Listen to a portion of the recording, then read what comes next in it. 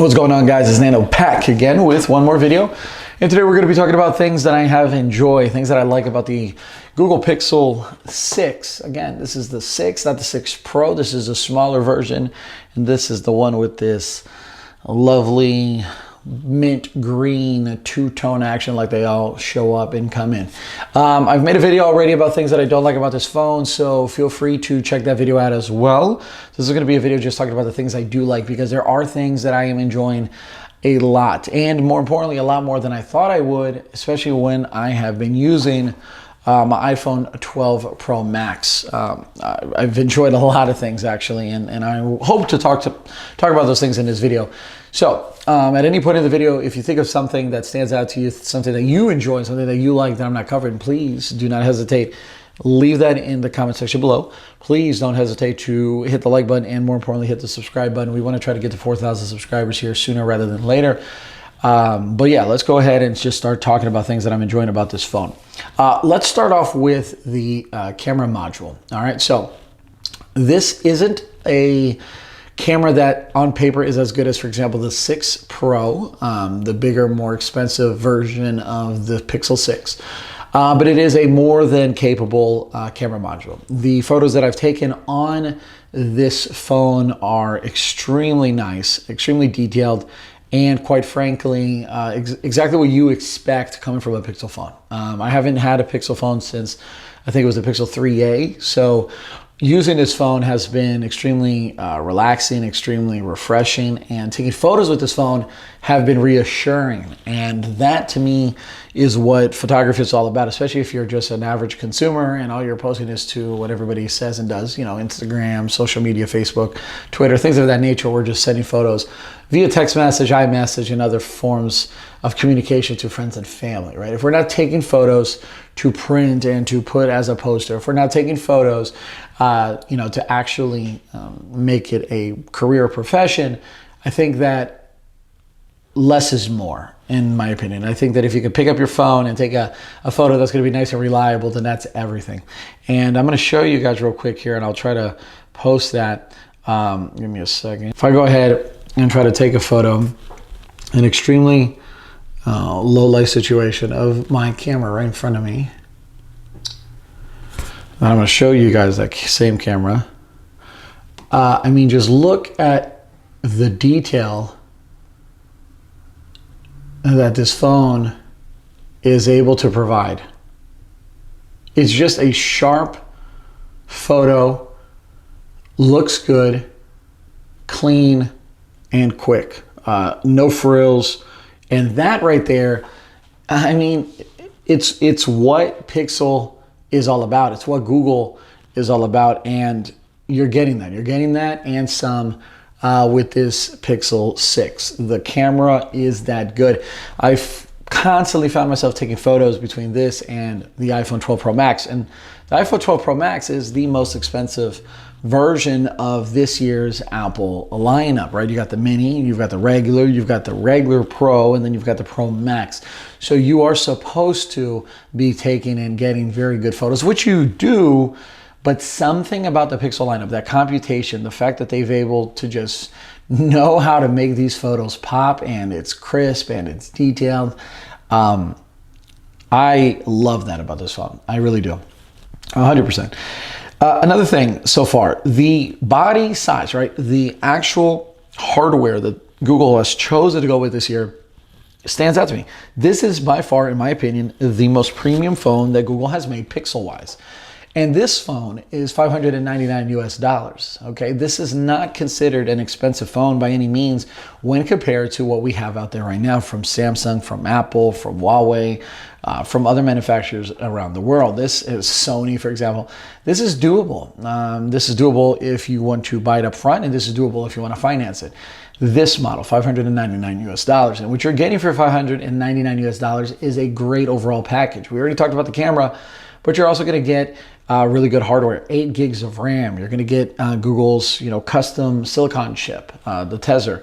You're getting very, very small bezels. You are getting good clicky buttons. You are getting just premium materials, glass back, reverse wireless charging, a pretty unique design language, very Google-like, if you will. Some may like it, some may not. I like it.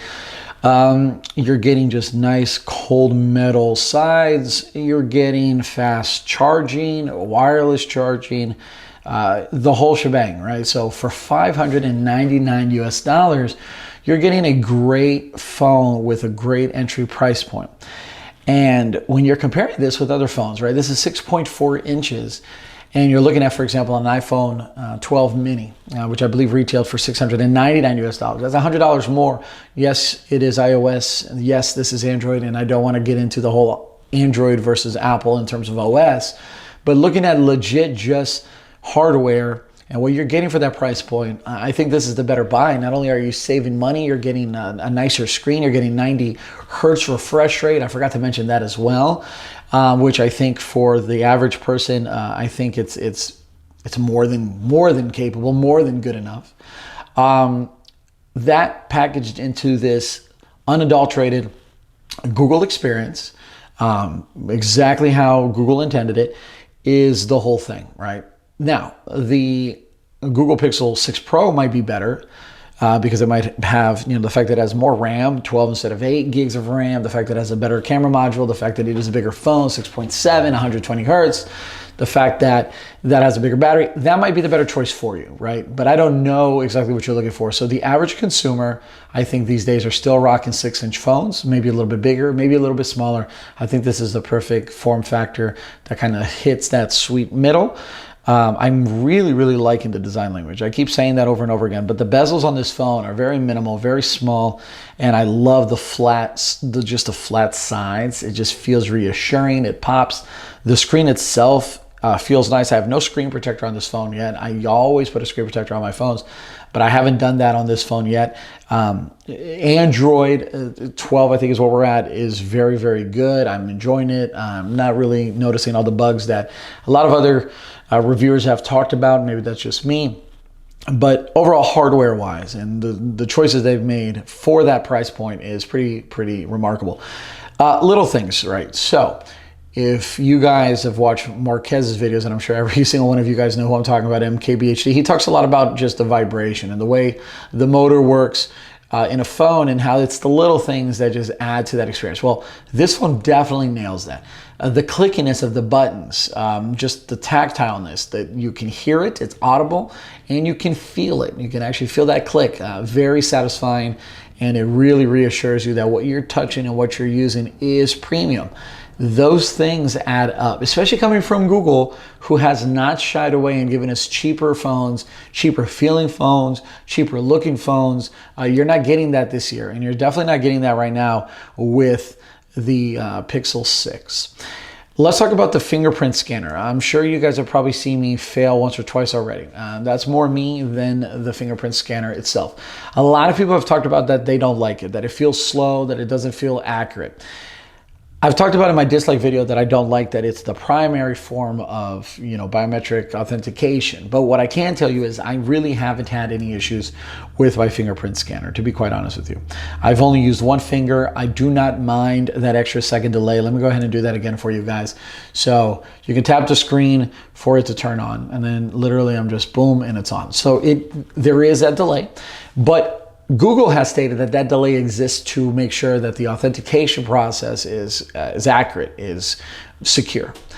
And some of you will probably mention that Samsung has better forms of it, that the technology is better on those phones. Look, all I can tell you is that's all I use to unlock my phone.